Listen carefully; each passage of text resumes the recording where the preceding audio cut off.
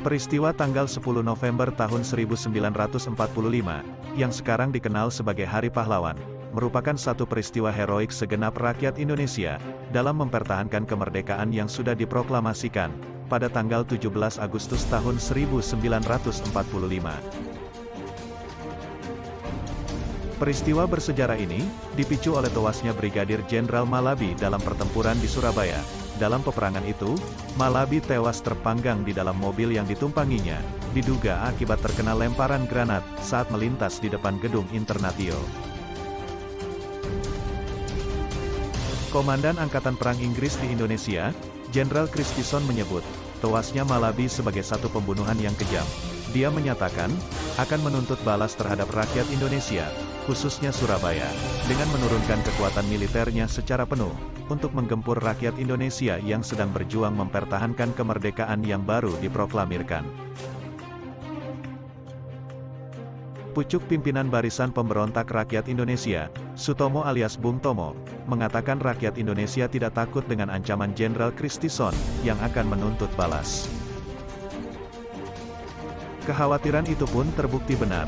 Pihak Belanda melalui Inggris, mengultimatum pemerintah Indonesia yang baru terbentuk, untuk menyerahkan diri dengan meletakkan senjata, dan mengangkat tangan tinggi-tinggi.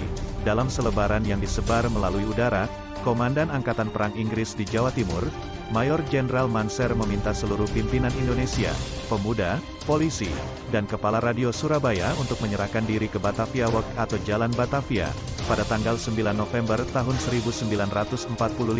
Penghinaan itu, kontan membuat dada para pejuang kemerdekaan terbakar.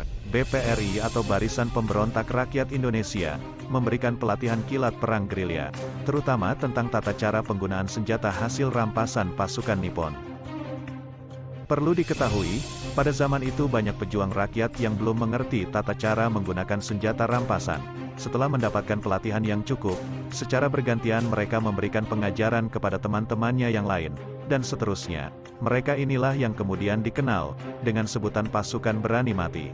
Di antara kelompok pejuang itu, terdapat bukan hanya orang Surabaya, tetapi juga pejuang dari Sumatera, Kalimantan, Maluku, Sulawesi, Bali, para kiai, dan alim ulama dari berbagai daerah di Pulau Jawa, anak-anak, pemuda, pemudi dan orang tua, semua terjun ke medan perang.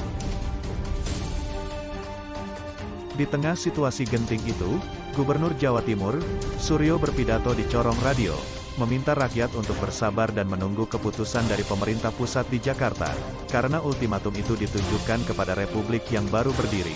Tetapi Jakarta menyerahkan keputusan yang diambil kepada pemerintah daerah dan rakyat. Akhirnya Gubernur Suryo kembali berpidato, dan meminta rakyat mempertahankan kemerdekaan yang baru diproklamirkan. Hingga tanggal 10 November tahun 1945 pagi, rakyat yang siap angkat senjata pun masih menunggu.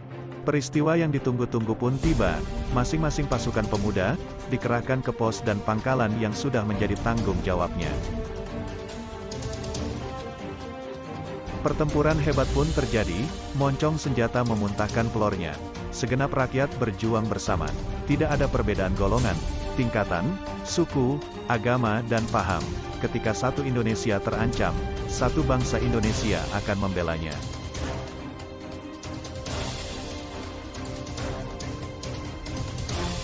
Lebih baik kita hancur lebur, daripada tidak merdeka.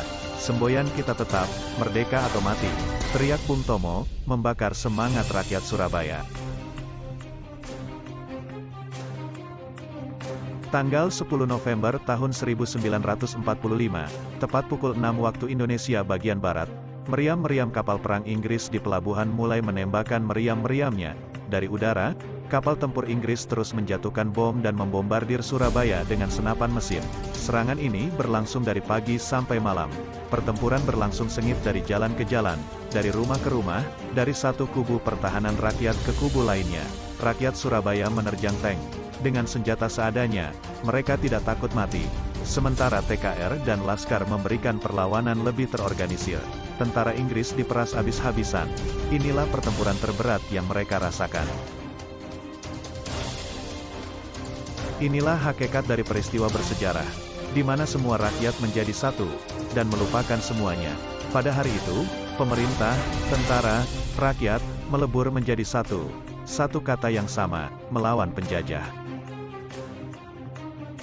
Kepada segenap rakyat Indonesia yang telah berkorban pada saat itu, tanggal 10 November tahun 1945, gelar pahlawan layak disematkan, Selamat Hari Pahlawan, Merdeka!